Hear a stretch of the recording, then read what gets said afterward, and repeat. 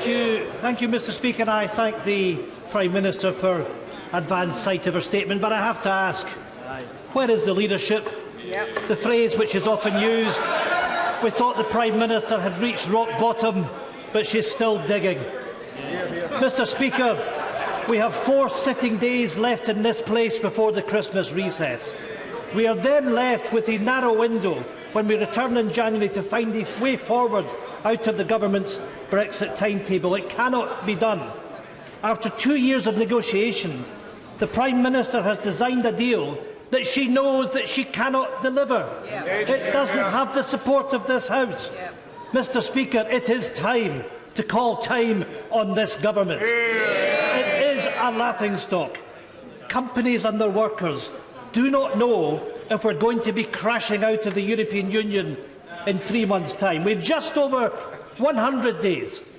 100 days to prepare for the risk of a no deal that most sensible folk would reject as being unacceptable. The Prime Minister is playing a game of brinksmanship.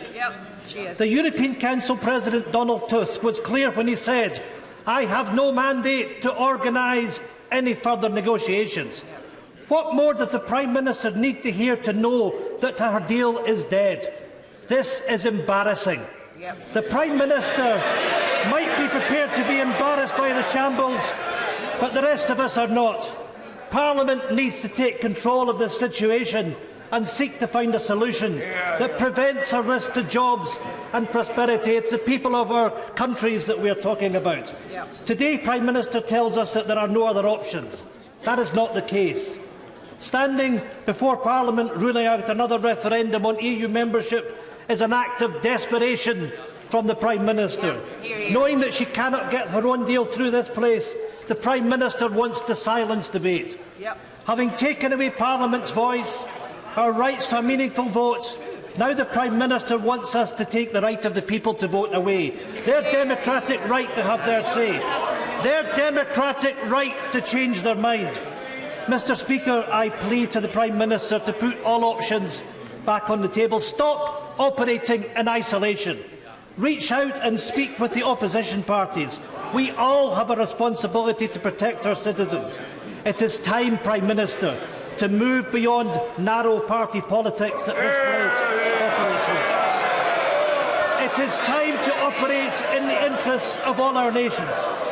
I ask the Prime Minister to bring forward the meaningful vote on her deal before the Christmas recess. There is no reason to delay. Let us have that meaningful vote this week. And lastly, will she do the right thing and meet with me and other opposition party leaders this week?